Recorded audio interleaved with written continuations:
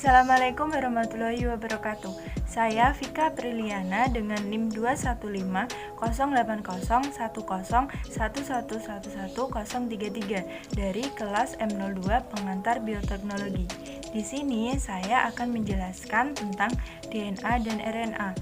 Selamat menyaksikan. Nah, pembahasan yang pertama adalah DNA. Apakah kalian tahu apa sih DNA itu? DNA atau asam deoksiribonukleat merupakan bahan kimia organik yang mengandung informasi genetik dan instruksi untuk sintesis protein. DNA sebagian besar ditemukan pada sel dari setiap organisme. DNA berfungsi sebagai pembawa informasi genetik, yaitu sifat-sifat yang harus diwariskan kepada keturunannya. Oleh sebab itu, DNA disebut pula sebagai materi genetik. Molekul DNA terdiri dari dua untai yang melindungi satu sama lain untuk membentuk suatu bentuk yang dikenal sebagai heliks ganda. Selanjutnya, struktur DNA rantai heliks ganda. Struktur DNA adalah semacam pita yang berpilin ganda yang kemudian disebut heliks ganda. DNA merupakan polimer nukleotida yang tersusun atas gula deoksiribosa, fosfat, dan basa. Polimer tersebut akan membentuk struktur double helix, di mana kedua helix disatukan oleh ikatan hidrogen. Ikatan hidrogen tersebut akan terbentuk antara dua basa nitrogen, yaitu purin dan pirimidin yang saling berpasangan. Ada 4 macam basa yang terdapat di dalam DNA. Dapat dilihat seperti pada gambar, yaitu adenin, timin, sitosin, dan guanin. Adenin akan membentuk dua ikatan hidrogen dengan timin, sedangkan guanin akan membentuk 3 ikatan hidrogen dengan sitosin. Nah, selanjutnya nukleotida. Nukleotida merupakan monomer asam nukleat atau building block yang mempunyai banyak fungsi dalam metabolisme seluler. Nukleotida sendiri terdiri dari sebuah nukleosida dan sebuah gugus fosfat yang berperan dalam menyusun polimer berupa asam nukleat. Sebagai konsisten asam nukleat, deoksiribonukleik asid atau DNA dan ribonukleik asid atau RNA, nukleotida berfungsi sebagai gudang informasi genetik. Struktur nukleotida. Susunan nukleotida dalam struktur asam nukleat yaitu yang berada pada gambar bagian sebelah kiri bawah merupakan nukleotida monofosfat, di mana basa nitrogennya memiliki satu sisi pasangan basa.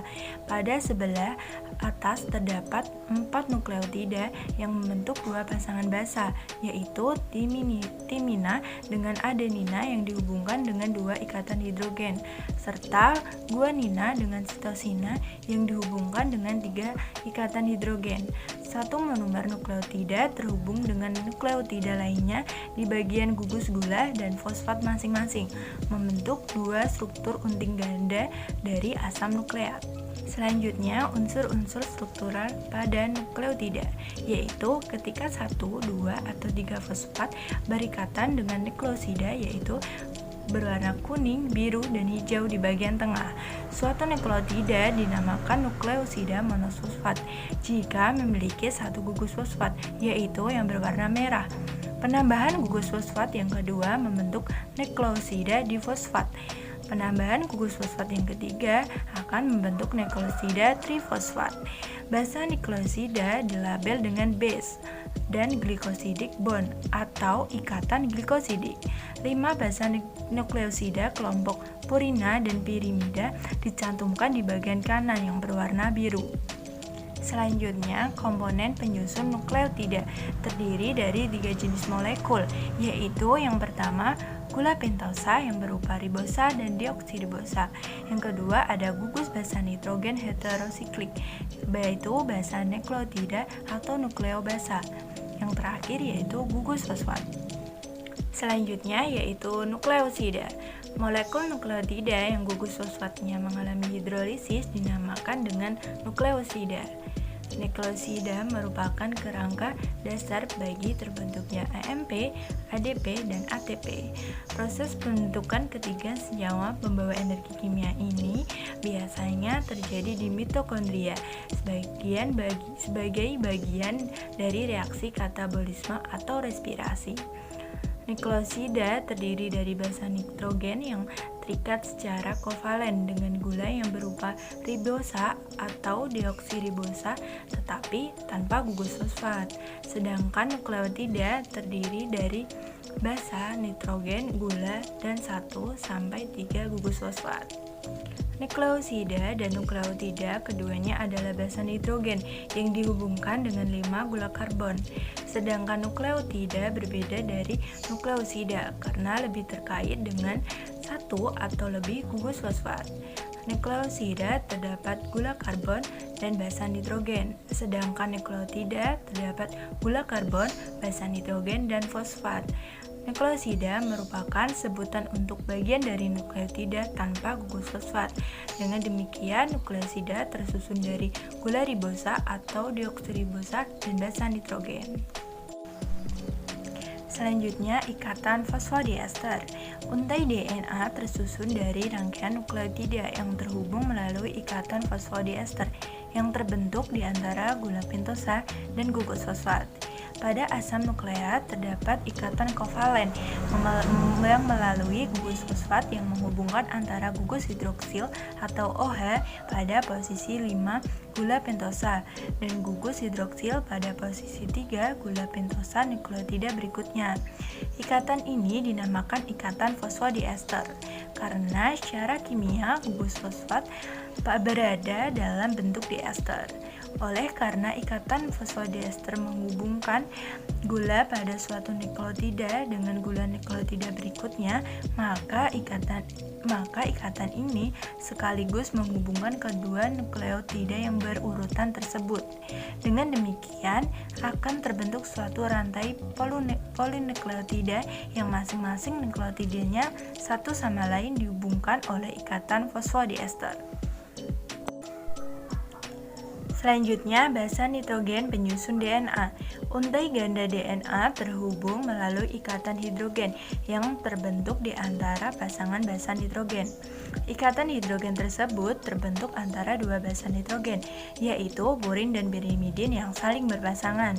Adenin yaitu basa purin berpasangan dengan timin yaitu basa pirimidin yang terhubung dengan ikatan rangkap 2.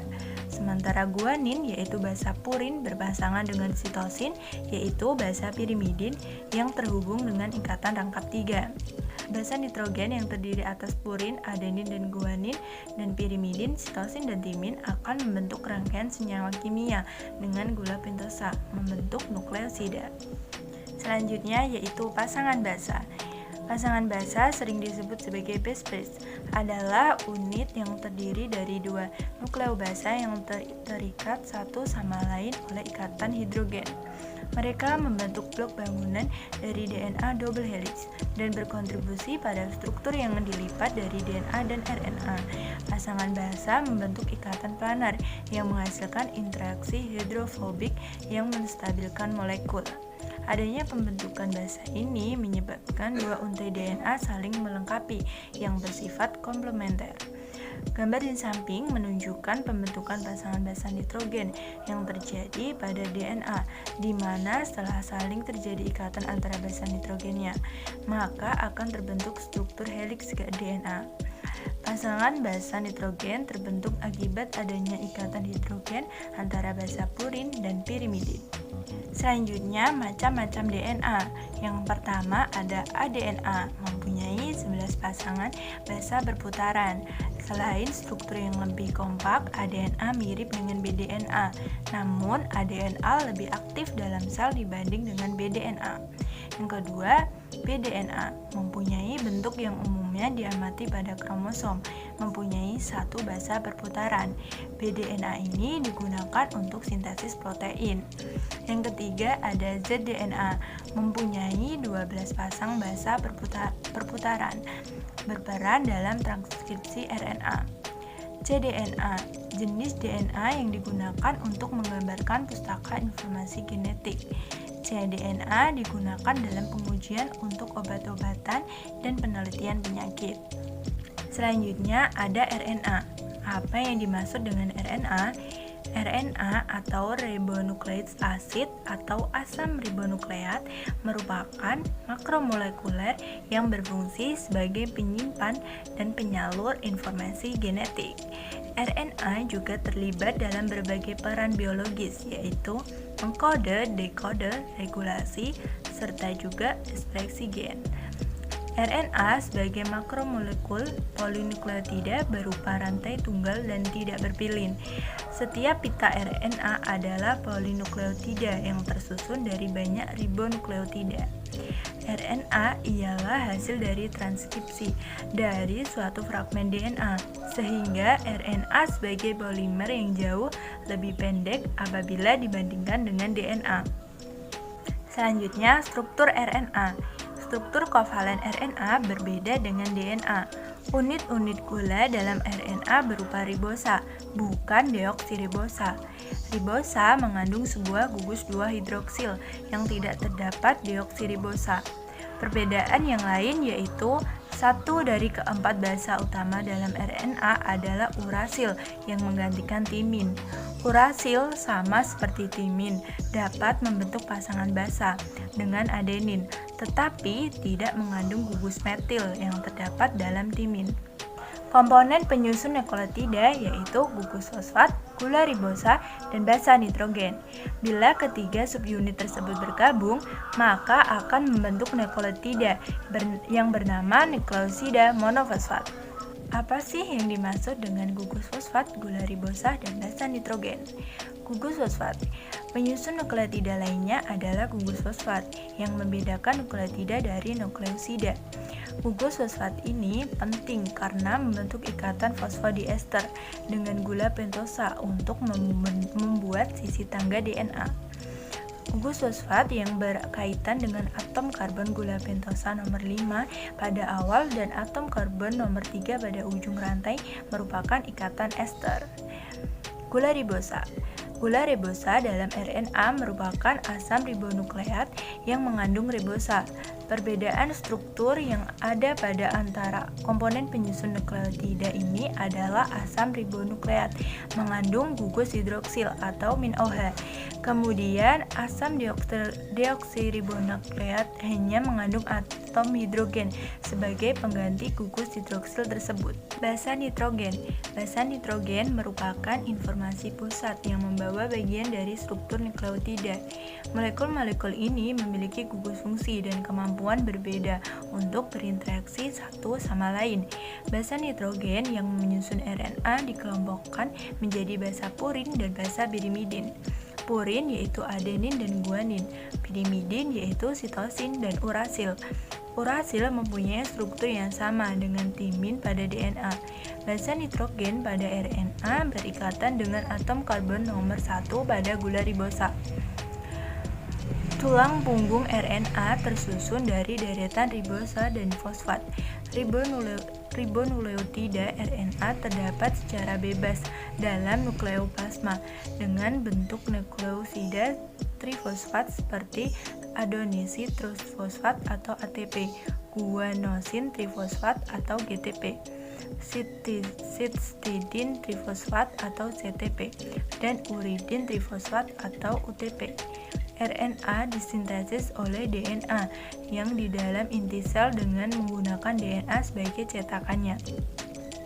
RNA berada dalam nukleus maupun sitoplasma sel yang mempunyai berat molekul antara 25.000 hingga dengan beberapa juta.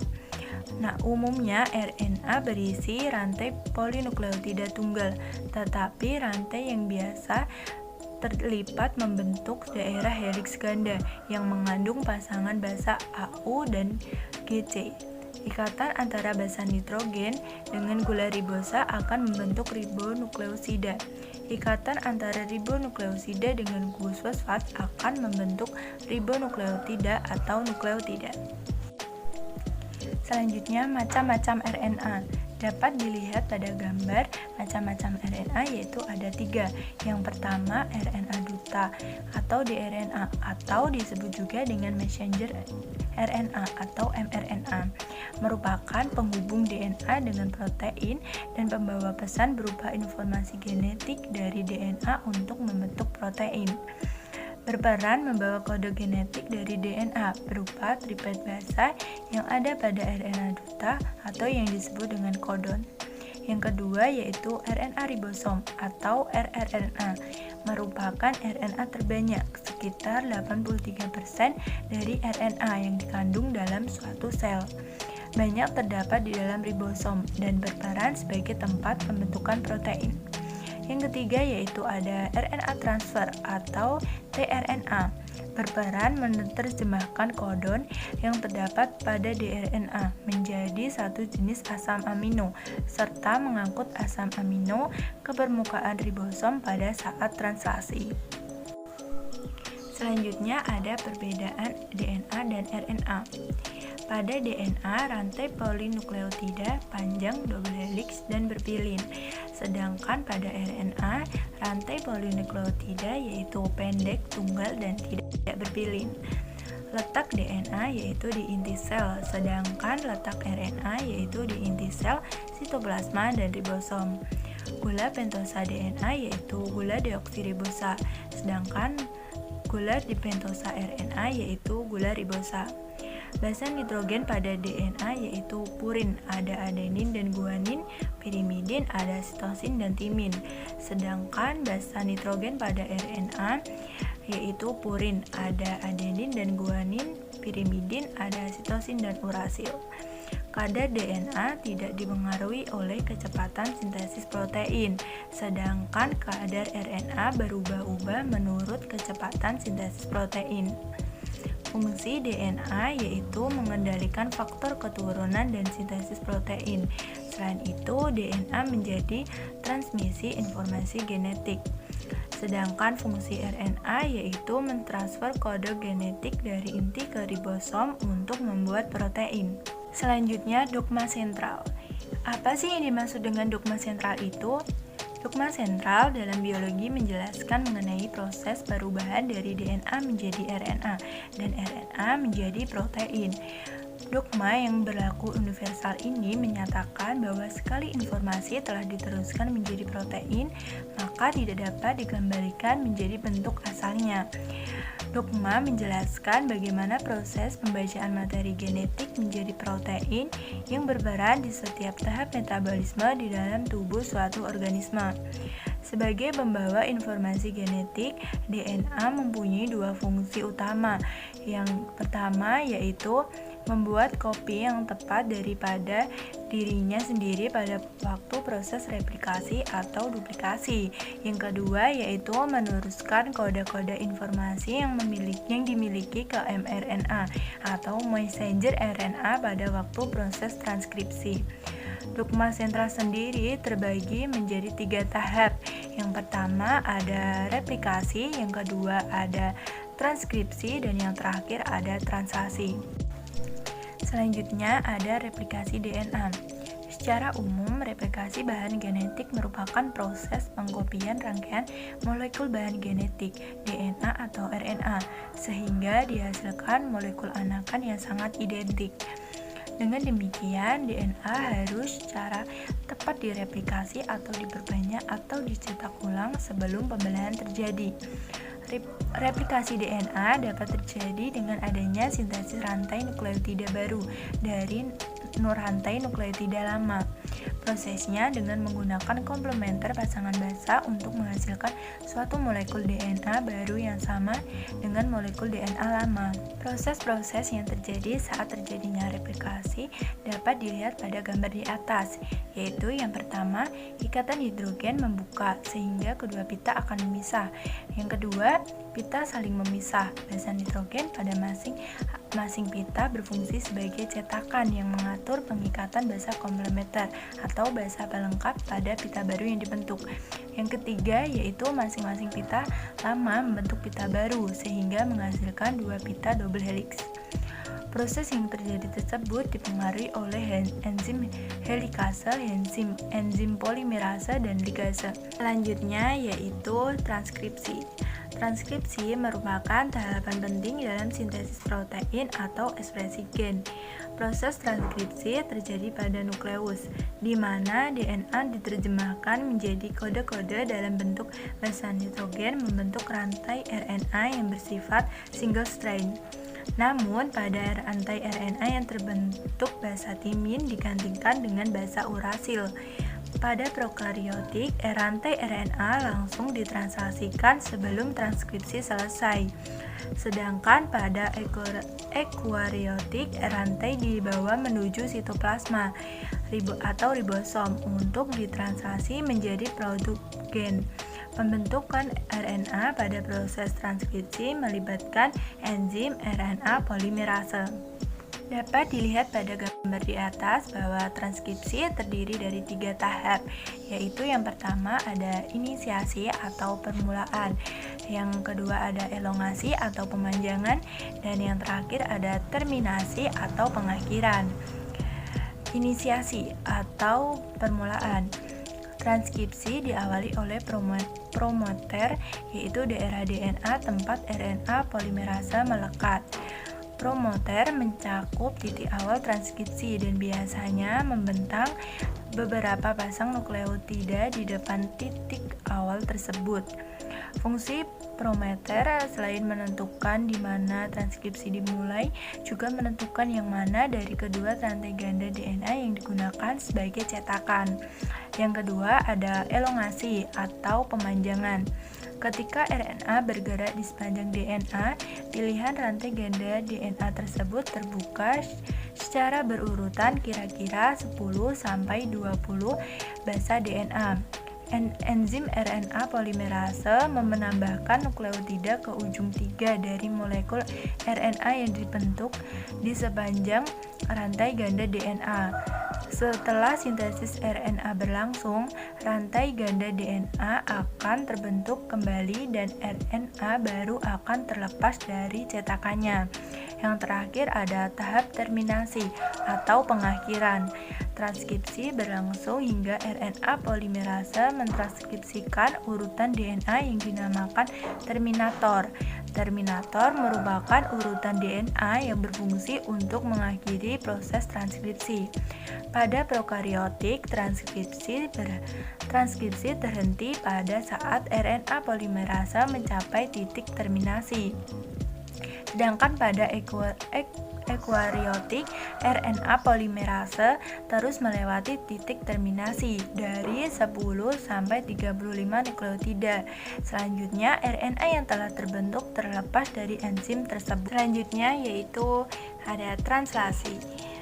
Proses translasi berupa penerjemahan kodon atau urutan nukleotida yang terdiri atas 3 nukleotida berurutan yang menyandi suatu asam amino tertentu. Kodon pada mRNA akan berpasangan dengan antikodon yang ada pada tRNA. Setiap tRNA mempunyai antikodon yang spesifik. Perlu diketahui bahwa hanya molekul mRNA yang ditranslasikan, sedangkan RNA dan tRNA tidak ditranslasi. Molekul mRNA merupakan transkripsi atau salinan urutan DNA yang menyusun suatu gen dalam bentuk ORF atau Open Reading Frame atau kerangka baca terbuka. Translasi berlangsung di dalam sitoplasma dan ribosom. Translasi merupakan proses penerjemahan suatu kode genetik menjadi protein yang sesuai. Kode genetik tersebut berupa kodon di sepanjang molekul RNAD sebagai penerjemah RNAT. RNAT membawa asam amino dari sitoplasma ke ribosom. Melekatnya asam amino pada RNAT dibantu oleh enzim aminoasil RNAT sintetase atau aminoacyl tRNA sintesis. Translasi dibagi menjadi 3 tahap, yaitu yang pertama ada inisiasi, elongasi, dan terminasi. Tahap awal atau inisiasi. Tahap inisiasi dari proses translasi mensyaratkan keberadaan 3 komponen, yaitu mRNA, tRNA yang memuat asam amino pertama dari polipeptida dan 2 subunit ribosom. Proses dimulai ketika subunit ribosom kecil mengikatkan diri pada mRNA dan tRNA inisiator. Subunit ribosom kecil melekat pada tempat tertentu di ujung 5 arah ke hulu dari mRNA. Arah ke hilir dari tempat tersebut terdapat kodon inisiasi AUG di mana proses translasi sebenarnya dimulai. Kemudian molekul tRNA inisiator yang membawa asam amino metionin melekat pada kodon inisiasi. Selanjutnya ada elongasi atau memperpanjang rantai. Pada tahap pemanjangan translasi, asam amino kedua ditambahkan di belakang asam amino pertama atau metionin. Kodon mRNA pada ribosom membentuk ikatan hidrogen dengan antikodon molekul tRNA yang baru masuk dan membawa asam amino yang sesuai. Molekul rRNA dari subunit ribosom besar berfungsi sebagai enzim, yaitu mengkatalis pembentukan ikatan polipeptida. Enzim ini menggabungkan polipeptida yang sedang memanjang tersebut ke asam amino yang baru tiba. Yang terakhir yaitu ada tahap terminasi. Tahap akhir dari proses translasi adalah terminasi. Pemanjangan berlangsung hingga kodon tanda stop mencapai ribosom.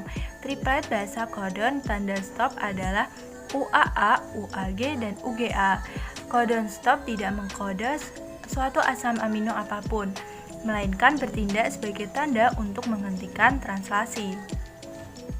Ini adalah daftar referensi yang saya gunakan dalam materi pada video ini.